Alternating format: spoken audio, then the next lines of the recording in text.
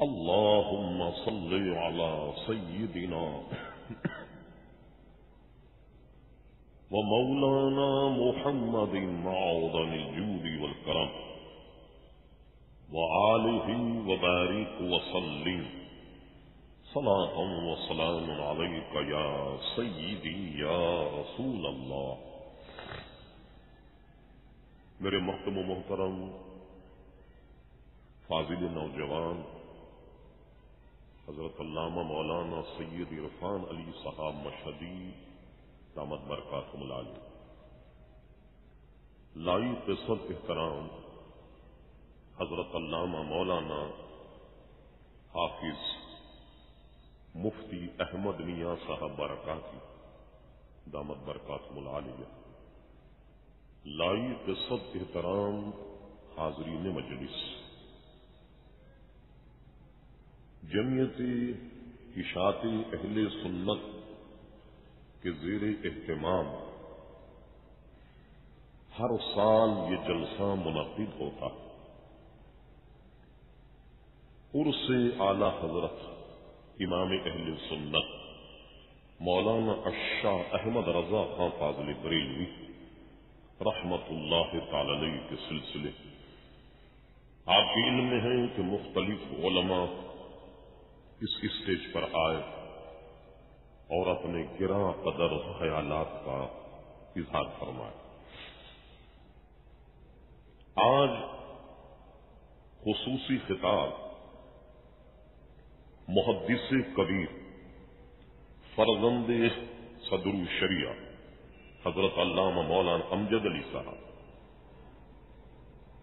حضرت علامہ ضیاء المصطفیٰ صاحب دامت برکاتہم العالیہ، شیخ الحدیث تفسیر و پرنسپل جامعہ اشرفیہ مبارک پور جو ہندوستان سے آئے ہوئے، وہ آپ حضرات سے خطاب فرمائیں۔ اسی طرح ہمارے نوجوانوں نے، میرے محترم و محترم فاضل نوجوان حضرت علامہ مولانا عرفان علی صاحب مشہدی دامت برکاتہم العالیہ کو بھی مدعو کیا، وہ بھی آپ سے خطاب فرمائے۔ یہ دو مہمان ہمارے آپ سے خطاب فرمائے تو ہماری حیثیت میزبان کی سی ہے، اس لیے میں کوئی زیادہ طویل تقریر نہیں کروں گا تاکہ ان حضرات کے لیے وافر وقت موجود ہو اور وہ ان کی تقریر سے آپ حضرات فیضیاب۔ محترم حضرات، یہ کون نہیں جانتا کہ ہندوستان کی سرزمین پر جب اعلی حضرت امام اہل سنت مجدد دین و ملت پروانہ شمع رسالت عظیم البرکت عظیم المرتبت مولانا الشاہ احمد رضا خان فاضل بریلوی رحمت اللہ تعالی علیہ جب تولد ہوئے، اس وقت غیر منقسم ہندوستان اور بر صغیر کے حالات کیا تھے؟ جیسا کہ ابو داؤد شریف کی حدیث سے ترشح کہ جب امت میں فساد برپا ہو جائے، یوں کہیے کہ حق کی راہ لوگوں کو نہ ملے، دین کی شک بگاڑ دی جائے اور دین میں کسی قسم کی کمزوری آ جائے، تو اللہ تبارک و تعالی ہر صدی کے سرے پر ایک مرد مومن کو پیدا فرما دیتا ہے اور وہ دین کا احیا کرتا ہے، اس کی تجدید کرتا ہے۔ اس لیے ایسے شخص کو مجدد کہا جاتا ہے۔ ہم بر صغیر ہندوستان کی طرف اگر آئیں تو ہم سفر کو مختصر کرتے ہوئے عرض کریں 12ویں صدی ہجری میں اورنگزیب عالمگیر رحمت اللہ علیہ کو 12ویں صدی کا مجدد کہا گیا۔ 13ویں صدی میں حضرت شاہ عبد العزیز محدث دہلوی رحمت اللہ تعالی انہیں علماء نے مجدد کہا اور لکھا۔ 14ویں صدی کا آغاز اور 13ویں صدی کا آخر. یہ آپ جانتے ہیں کہ ہندوستان میں خصوصیت کے ساتھ 1799 میں سلطان ٹیپو نے جب شکست کھائی، اس کے شکست کھانے کے بعد انگریز ہندوستان کی سرزمین پر اس نے مضبوط پنجے جما لی، اور پنجے جمانے کے بعد مسلمانوں کی گرد و نواح اور حالات کا مطالعہ کیا کہ ان کو قابو کرنے کے سلسلے میں کون سی ترکیب کارگر ہو سکتی. عزیزان گرامی، انگریز نے یہ شوشہ چھوڑا اور یہ سارا کتابوں میں لکھا ہوا موجود ہے. جس زمانے میں انگریز ہندوستان میں آیا اس وقت کس عقیدے کے لوگ تھے یہ بھی کتابوں میں موجود ہے. خود انگریزوں کی رپورٹیں یہ بتاتی ہیں اس زمانے کے مسلمان فاتحہ پڑھنے والے، درود پڑھنے والے، مزارات پر جانے والے، بزرگوں سے اکتساب فیض کرنے والے، حضور علیہ الصلوۃ والسلام کی تعظیم اور تکریم کرنے والے، جذبہ جہاد جب ان کے علماء ان میں راسخ کر دیں تو وہ اپنے مال اور دولت کو نہیں دیکھتا، اپنی جہر و حشمت کو نہیں دیکھتا، یہاں تک کہ اپنی جان کی بھی بازی لگا دیتا. اب انگریز کو ان تمام فیلڈ اور تمام چیزوں پہ اسے کام کرنا تھا. سب سے پہلے یہ طے ہوا کہ مسلمانوں میں کوئی ایک ایسا آدمی تلاش کیا جائے کہ جو جھوٹی نبوت کا اعلان کرے. جب وہ نبوت کا اعلان کرے تو اس کی نبوت کو گورنمنٹ سرکاری طور پر، حکومتی طور پر اس کو پروان چڑھائے. اور دوسری فکر یہ تھی کہ مسلمانوں سے جذبہ جہاد کو کیسے کچلا جائے. یہ ترکیب انہوں نے لڑائی. اس کے بعد سب نے مل کر یہ طے کیا کہ بھئی جھوٹا نبی تلاش کیسے کیا جائے. بڑا مشکل کام تھا. اور اس رپورٹ سے یہ پتہ لگتا ہے کہ انگریزوں نے یہ کہا کہ فی الواقع مسلمانوں میں ایسا آدمی تلاش کرنا ہی بہت بڑا کام کہ جو اعلان نبوت کرے اور اس سے اعلان کرانے کے بعد اس کی جھوٹی نبوت کو ہم پروان چڑھائیں. ایسے آدمی کا تلاش کرنا ایک کام ہے. اور پھر آپ جانتے ہیں تاریخ اس بات کی گواہ ہے کہ ایسا آدمی انہوں نے تلاش کر لیا. انگریزوں نے مسلمانوں کا مزاج، مسلمانوں کی نبض، مسلمانوں کے حالات، ان کا عقیدہ اور ان کا ایمان چیک کرنے کے لیے یہ مختلف قسم کے وفود بنائے اور پھر ان سے رپورٹیں لیں. اور یہ ساری رپورٹیں خود انگریز کی ترتیب کی ہوئی report the arrival of British Empire in India, اس میں ساری تفصیل موجود ہے.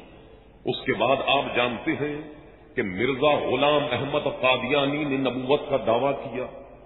نبوت کا دعویٰ کرنے کے بعد جس پر اس نے سب سے پہلے زور دیا وہ چیز کیا تھی؟ اب ملاحظہ فرمائیے مرزا غلام احمد کی زندگی، اس کے حالات. مرزا نے اعلان کرنے کے فوراً، اپنی نبوت کا اعلان کرنے کے فوراً بعد جو فتویٰ دیا وہ یہ تھا کہ مسلمانوں جہاد منسوخ ہو گیا. اب جہاد کا جواز نہیں، جہاد منسوخ ہو گیا تاکہ مسلمانوں سے جذبہ جہاد کو سرد کر دیا جائے یا نکال دیا جائے، کیونکہ سارا کام ایک پروگرام کے مطابق ہو رہا. اب دیکھیے ایک آدمی ایسا مل بھی گیا اور ملنے کے بعد اس کی جھوٹی نبوت کو پروان چڑھانے کے لیے انگریز کمر بستہ ہو گیا. پھر اس کے بعد اس نے مسلمانوں میں ایسے آدمیوں کو تلاش کرنا شروع کیا کہ جو جبہ کبا بھی پہنتے ہوں، امامہ بھی باندھتے ہوں، پاجامہ اور شلوار بھی کفنوں سے اوپر پہنتے ہوں، داڑھی بھی ہو، کسی دینی درسگاہ سے متعلق بھی ہوں. ایسے آدمیوں کو انہوں نے تلاش کیا. اور آپ جانتے ہیں کہ اچھا اور خراب مال تو ہر زمانے میں ہوتا. ایسے مولویوں کو انہوں نے خریدا اور مسلمانوں میں انتشار پھیلانے کے لیے انگریز نے اپنی من مانی کتابیں ان سے لکھوائی. اب غور کیجئے، اس دور میں بھی اگر ہم ان کے حوالے آپ کے سامنے پیش کریں تو آپ کہیں گے کیا کوئی آدمی اپنے آپ کو مسلمان کہتا ہو یا کہلاتا ہو تو کیا وہ ایسی باتیں کر سکتا ہے؟ عزیزان گرامی، میں صرف نکات عرض کرتا ہوں کہ تفصیل کا وقت نہیں. یہ کہا گیا کہ نبی کریم صلی اللہ تعالی علیہ وسلم ایسے جیسے گاؤں کا چودھری ہوا کرتا ہے. معاذ اللہ، حضور ایسے جیسے زمیندار ہوا کرتا ہے. اور الطاف حسین حالی اس موالی نے تو اپنی کتاب میں یہ تک لکھ دیا کہ حضور کی حیثیت ایک ایلچی کی ہے، ایک پوسٹ مین کی ہے، ایک ڈاکیے کی ہے کہ ڈاکیے نے خط دیا اور ڈاکیا خط دینے کے بعد اب چلا جاتا. آپ کا کام یہ ہے کہ ڈاکیے کا خط پڑھیے. اب اس سے کیا مطلب آپ کو کہ خط دینے والا کون تھا؟ اب ڈاکیے سے آپ کو کیا لینا؟ لہذا ڈاکیا تو چلا گیا، اب خط پڑھیے. نبی کریم علیہ الصلوۃ والسلام کو ایلچی اور ڈاکیے سے وہ گویا تعبیر کیا گیا. عزیزان گرامی، یہ تک کہا گیا کہ حضور علیہ الصلوۃ والسلام کے بعد کوئی نبی تصور کیا جائے خاتمیت محمدیہ صلی اللہ علیہ وسلم میں کچھ فرق نہ آئے گا. یہ کہا جانے لگا کہ انبیاء اگر ممتاز ہوتے ہیں تو صرف علوم ہی میں ممتاز ہوتے ہیں، باقی رہا عمل اس میں بسا اوقات امتی مساوی ہو جاتے ہیں. بلکہ معاذ اللہ یہ کہا گیا کہ نبی سے بڑھ بھی جاتے.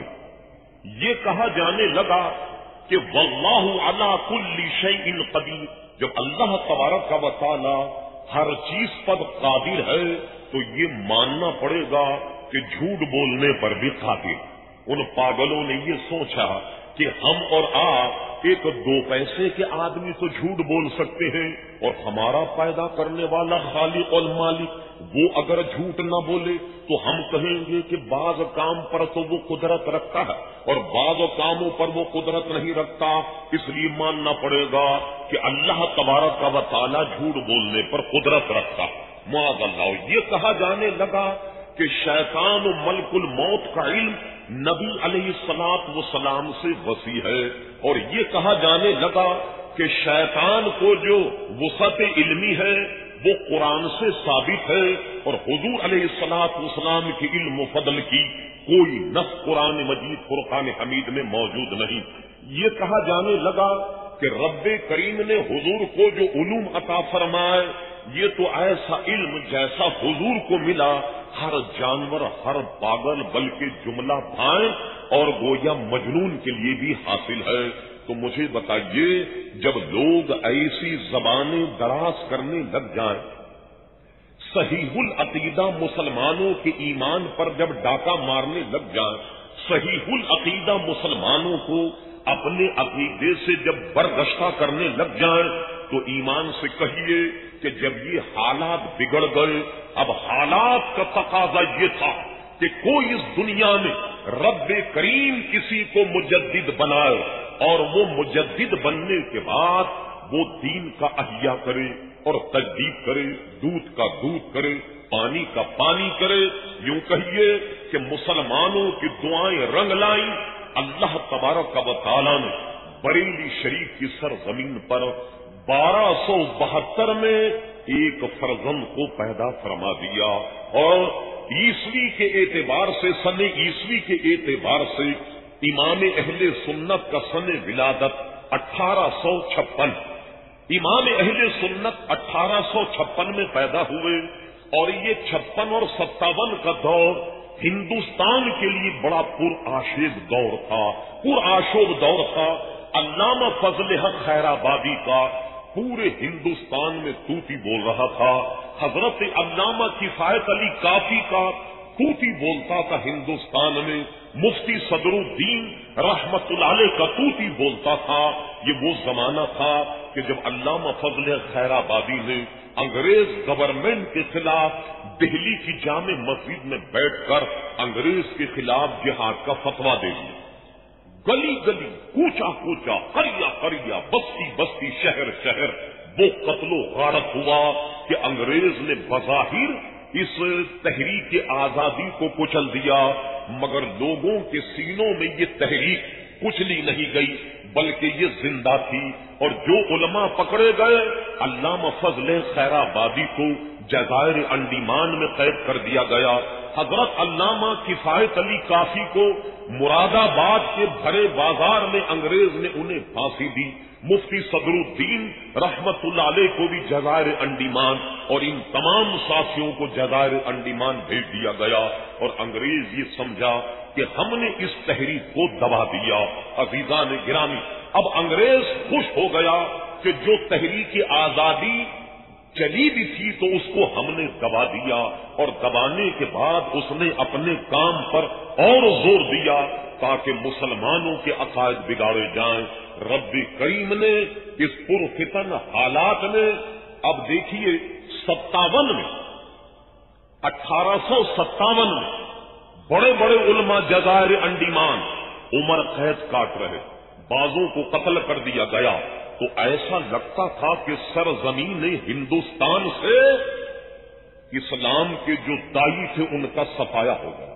جتنے اہل علم تھے لگتا تھا کہ ان کا صفایا ہو گیا، مگر رب کریم نے اس 57 کے حالات سے 1 سال پہلے امام اہل سنت کو بریلی شریف میں پیدا فرما دیا. اور اللہ اکبر، ایک سرسری جائزہ کہ وقت مختصر میں بات بھی ہو جائے. آپ جب تولد ہوئے، آپ کے والد ماجد مولانا نقی علی خان بہت بڑے عالم، آپ کے دادا حضرت علامہ مولانا رضا علی خان رحمت اللہ علیہ بہت بڑے عالم. یہ کوئی ایسا مسئلہ نہیں کہ امام اہل سنت کوئی حادثاتی طور پر مولوی بن گئے. علامہ ابن علامہ ابن علامہ. غور کیجئے کہ طالب علمی کا دور گزار کر صرف 13 مہینے 10 ماہ کی عمر میں امام اہل سنت تمام علوم سے فارغ ہو گئے. یوں کہیے کہ ٹھیک 14 برس کی عمر میں اعلی حضرت امام اہل سنت نے فتویٰ لکھ کر اپنے والد ماجد کو دکھائے. آپ جانتے ہیں کہ کسی کا بچہ ہونہار ہو، کسی کا بچہ مفتی اور عالم بن جائے تو باپ کو کتنی خوشی ہوگی. فتوے کو دیکھ کر پیشانی کو چوما، اور مولانا علامہ نقی علی خان نے اسی دن سے اپنی مسند کو خالی کر دیا اور مسند افتاء پر اپنے فرزند جن کی عمر صرف 14 برس کی تھی، عزیزان گرامی، انہیں بٹھا دیا. اب حساب لگائیے، 1272 سن ولادت، 14 سال اس میں اور ملا لیجئے تو یہ بنا 1286. تو 1286 میں اعلی حضرت میدان میں آ گئے، یہاں تک کہ فتویٰ نویسی اور کتب نویسی کا کام بھی شروع ہو گیا.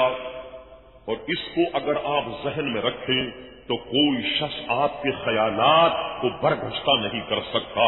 عموماً سنی سادہ لوگ، ان سے یہ کہا جاتا ہے کہ مولانا احمد رضا خان صاحب نے تو دیوبند میں پڑھا، اور دیوبند میں پڑھنے کے بعد سارے ان کے استاد دیوبندی تھے.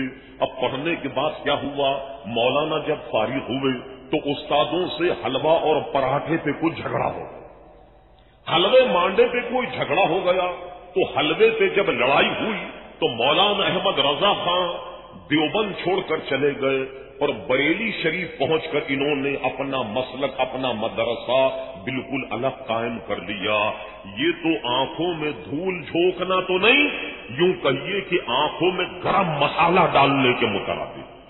کمبخت آنکھوں میں گرم مسالہ ڈالنا کہ مولانا وہاں پڑھتے رہے اور ان کے سارے اساتذہ دیوبندی تھے، اور انہوں نے بریلی جا کر اپنا مدرسہ قائم کیا. آپ جانتے ہیں کہ آج سے صرف کوئی 16-18 برس پہلے سارے اخبارات بھرے ہوئے تھے کہ جشن 100 سالہ دیوبند منایا گیا. 100 سالہ جشن دیوبند منایا گیا، اور سبحان اللہ یہ ساری باتیں علماء اہل سنت کے تاج میں کتنی اچھی سجتی ہیں، یہ ہیرے جواہرات ان کے تاج میں کتنے اچھے لگتے ہیں کہ انہوں نے جب یہ جشن منایا تو اندرا گاندھی کو ساڑی پہنا کر اپنے سروں کے اوپر بٹھایا، اور یہ کمبخت داڑھی اور چولے والے سارے مولوی نیچے بیٹھے ہوئے، اور صدارت کون کر رہا؟ اندرا گاندھی صدارت کر رہی۔ اور جب وہ جلسے میں پہنچی، آپ اس زمانے کے اخبارات دیکھیے، بڑے بڑے دیوبندی جو یہ کہتے ہیں کہ مزار پر اگر ہاتھ اٹھا کر فاتحہ پڑھ لوں تو شرک ہو جائے گا، بعض احمد تو یہ بھی کہتے کہ کھانا کھانے کے بعد بھی ہاتھ اٹھا کر دعا نہ کی جائے، ہاتھ کو نیچے کر کے دعا کی جائے، قبرستان بھی اگر چلے جائیں تو قبر کے سامنے ہاتھ اٹھا کر کے دعا مت کیجیے گا کہ ہاتھ چھوڑ کر کے دعا کی جائے۔ تو دعا میں ہاتھ اٹھانا کون نہیں جانتا کہ دعا تو اللہ تبارک و تعالیٰ سے کی جاتی ہے، تو اللہ سے مانگنے میں ہاتھ اٹھانا شرک ہے۔ یہ بڑے بڑے کمبخت اپنے آپ کو علامہ اور جانے کیا کیا کہلانے والے اندرا گاندھی کے سامنے ایسے ہاتھ جوڑ کر کھڑے ہوئے تھے، مائی باپ بہت مہربانی آپ تشریف لائے، ہماری عزت میں چار چاند لگ گئے، ورنہ یہ ہوتا کہ ہندوستان میں ہمارا جشن منایا گیا اور اندرا گاندھی جیسی چڑیل اس نے شرکت نہیں کی تو ہماری کیا عزت رہ جائے گی؟ یہ شرک اور کفر یہ سب کا سب وہاں بھول گئے۔ اب دیکھیے، میں کہنا یہ چاہتا تھا کہ جب یہ 14-18 برس پہلے یہ جشن منایا گیا، اب سمجھ میں آ گیا کہ ٹھیک 1300 میں دیوبند کا سنگ بنیاد رکھا گیا، 1300 میں دیوبند کا سنگ بنیاد رکھا گیا، اور امام اہل سنت 1286 میں تمام علوم سے فارغ ہو کر فتویٰ نویسی کے کام پر بیٹھ گئے۔ کمبختوں جھوٹ بولنے کے لیے کوئی طریقے کی ضرورت ہوا کرتی۔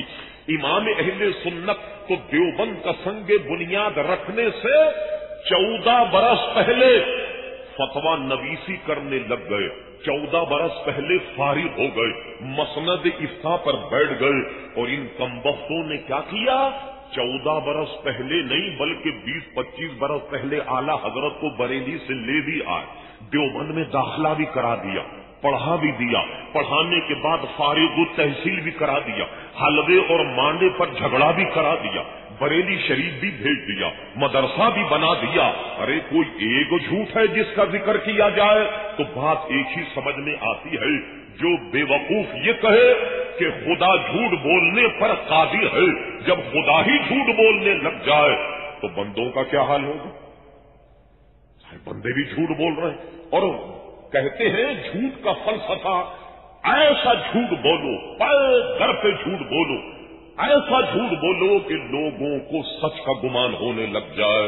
لہذا یہ بات اڑا دی گئی کہ مولانا تو وہاں کے پڑے ہوئے تھے، غرض کے قصہ مختصر کیجیے۔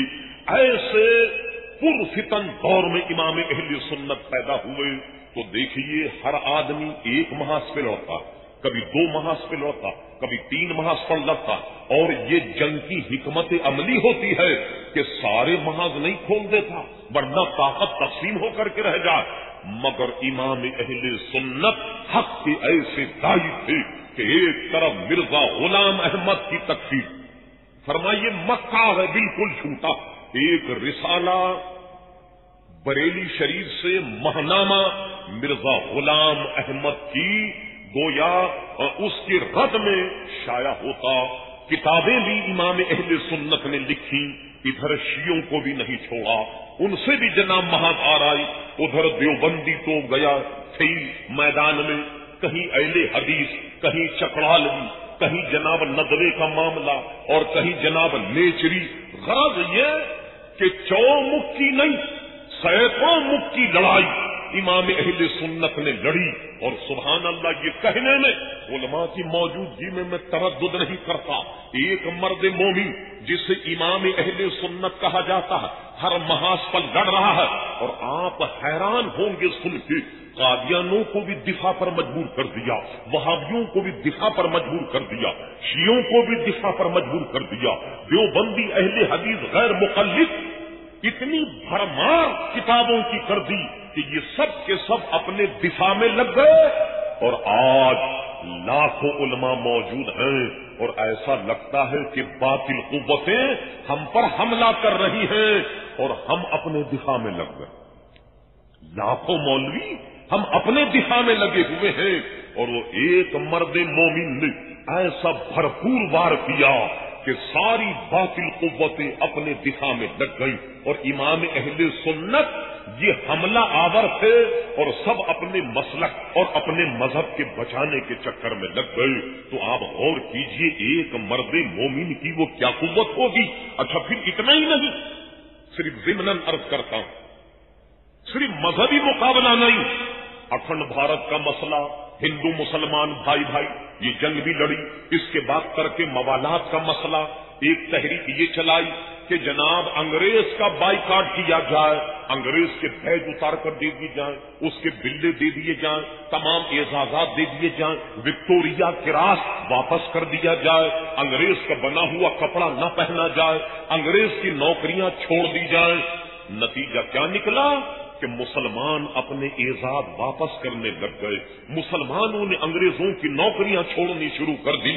امام اہل سنت نے للکارا, او مسلمانوں یہ ہندوؤں کی سازش کو سمجھو, یہ جو ظاہری تمہیں عزت ملی ہے تھوڑی بہت, یہ بھی تمہاری اس عزت کا بیڑا غرق کرنا چاہتے ہیں. تو تحریک ترک موالات کے خلاف امام اہل سنت نے فتویٰ دیا اور تحریک ترک موالات کو بھی کنڈم کر کے رکھ دیا. ایک سم سے آواز آئی کہ ہندوستان دارالحرب ہے اور یہاں سے مسلمانوں کا ہجرت کرنا واجب. یہ رنگروٹ اور بے وقوف مولویوں نے یہ بات کہیں مشہور کر دی. آپ جانتے ہیں اس کا نتیجہ کیا نکلا؟ ایک دو نہیں, ہزاروں لوگ اپنی جائیداد, اپنے مکان, اپنی جاگیریں یہ سب کوڑیوں کے دام بیچ کر افغانستان کی طرف ہجرت کر کے چلے گئے. امام اہل سنت نے دیکھا کہ لوگ جو ہیں وہ افغانستان کی طرف جا رہے ہیں کہ وہ دارالاسلام ہے اور ہندوستان دارالحرب. امام اہل سنت نے عین موقع پہ فتویٰ دیا کہ ہندوستان دارالاسلام ہے. یہ کیسی بات ہے کہ ہندوستان کے وارث ہم ہیں اور انگریز نے تو ہم پر قبضہ کیا, یہ تو انگریزوں کا مقبوضہ علاقہ, یہ اصل مالک ہم ہیں, یہ دارالاسلام ہے.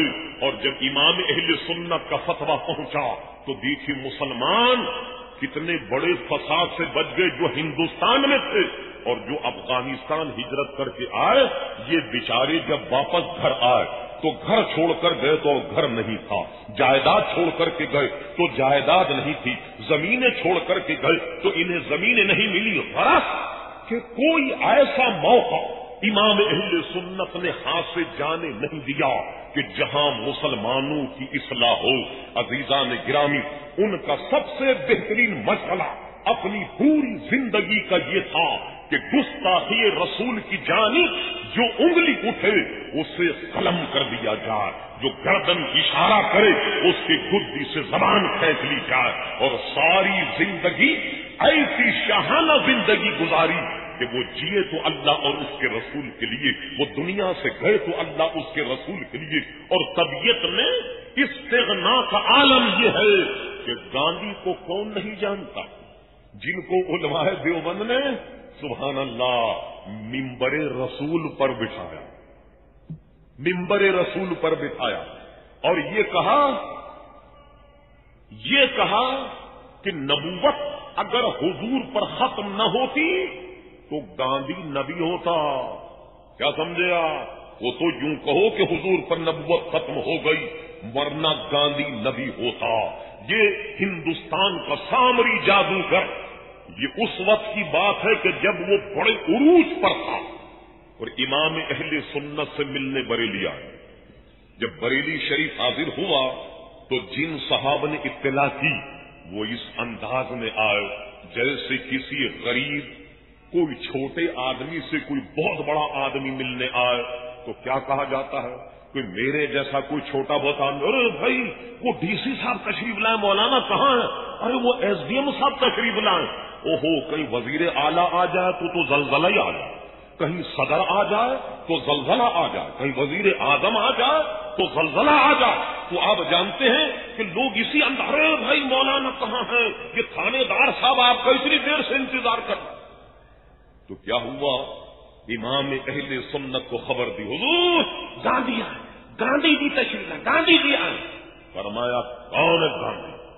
تیور چڑھا، کس لیے آیا؟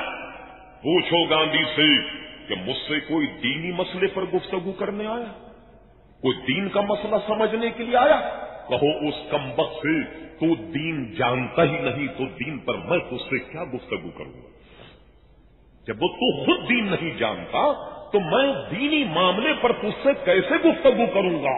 اور فرما سنو، اس سے پوچھو کسی دنیاوی معاملے پر گفتگو کرنے آیا، کسی دنیاوی مسئلے پر گفتگو کرنے آیا ہے؟ کیا شاندار جواب دیا، آب زر سے لکھنے کے قابل ہے کہ گاندھی سے پوچھو کہ وہ اگر احمد رضا سے دنیاوی امور پر گفتگو کرنے آیا، اس کو 2 ٹکے کا جواب دے کر روانہ کر دو اور اس کو کہہ دو کہ احمد رضا نے تو خود اپنی دنیا چھوڑ دی ہے، تو تجھ سے دنیا پر کیا گفتگو کرے گا؟ گاندھی اپنا منہ لٹکائے، اپنا منہ لٹکائے گاندھی کہ سامری جادوگر بڑے بڑے گاندھی کی آندھی میں بہ گئے، مگر امام اہل سنت کے ماتھے پر کوئی شکن نہیں پڑی۔ یہ تھا استغنا اعلی حضرت امام اہل سنت کا۔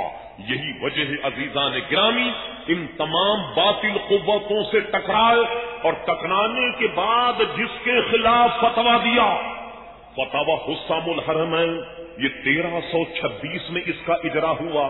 اب 13 قوتوں سے ٹکرائے اور ٹکرانے کے بعد جس کے خلاف فتویٰ دیا، فتویٰ حسام الحرمین، یہ 1326 میں اس کا اجرا ہوا۔ اب 1326 سے آپ اندازہ لگائیے، یہ 1418 ہو گیا۔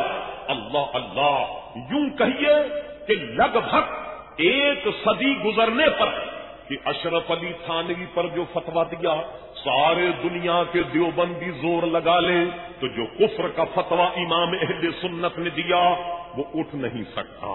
خلیل احمد امبیڈکر پر جو کفر کا فتویٰ لگایا، ملت دیوبند پوری جمع ہو جائے تو وہ کفر اس سے نہیں اٹھا سکتا۔ رشید احمد گنگوہی پر جو فتویٰ دیا، ساری ان کی ملت جمع ہو جائے اس سے وہ کفر کو نہیں اٹھا سکا۔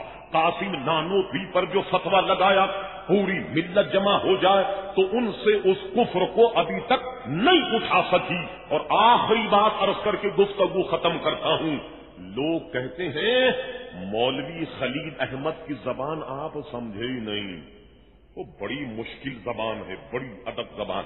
اشرف علی تھانوی کی گفتگو آپ سمجھے ہی نہیں، قاسم نانوتوی کا نقطہ آپ سمجھے ہی نہیں، رشید احمد گنگوہی کی عبارت آپ سمجھے نہیں۔ ارے کم بختوں، جب یہ عبارتیں مولویوں کے سمجھ میں نہیں آ رہی تو کیا یہ کتابیں تم نے فرشتوں کے لیے لکھی ہیں؟ کس کے لیے لکھی؟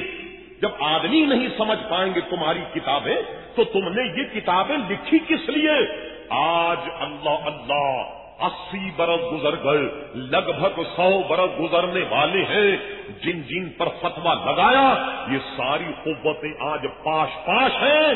تو اب دیکھیے نتیجہ یہ نکلا کہ امام اہل سنت نے جو گرفت کی ہے اس پر کوئی تسلی بخش جواب اس امت مسلمہ کو نہیں دے پائے، تو اس لیے انہوں نے اب کیا کیا؟ تقویت الایمان کی عبارت بدل دی، تحذیر الناس کی عبارت کو بدل دیا، فتاوی رشیدیہ کی عبارت کو بدل دیا۔ اسی طریقے سے ساری کتابوں میں جو کفریہ عبارتیں ہیں ان سب کو بدل دیا۔ وہ علماء دیوبند، میں تم سے پوچھتا ہوں، اگر یہ عبارتیں عین ایمان ہیں تو تمہاری کتابوں سے نکل کیوں گئی؟ تم نے اپنی کتابوں سے انہیں نکال کیوں دیا؟ تم نے اپنی کتابوں میں یہ تحریف کیوں کر دی؟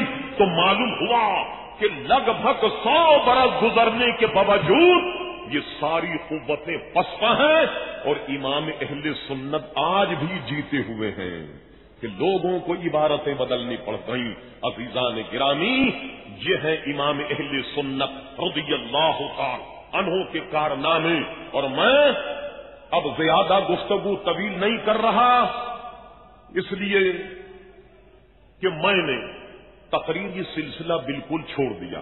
یہ تو یہی جوش میں کھڑا ہو گیا، اپنے جو مہمان آئے ان سے پہلے کچھ لوگوں کو جمع کرنے کے سلسلے میں، ورنہ میں اب تقریر کرنے کے لائق نہیں رہا، کچھ بیماری کچھ امراض ایسے لگ گئے کہ میں اب معذور ہو گیا. اب دعا فرمائے اللہ تبارک و تعالی مجھے صحت عطا فرمائے، اور امام اہل سنت کی بارگاہ میں ان جملوں سے خراج عقیدت پیش کر کے اپنی گفتگو ختم کرتا ہوں کہ احمد رضا کا تازہ گلستان ہے آج بھی، خورشید علم ان کا درخشاں ہے آج بھی. خدمت قرآن پاک وہ لاجواب کی، راضی رضا سے صاحب قرآن ہے آج بھی. تم کیا گئے کہ رونق محفل چلی گئی، شیر و ادب کی زلف پریشاں ہے آج بھی، اور سب ان سے جلنے والوں کے گل ہو گئے چراغ، مگر احمد رضا کی شمع پھر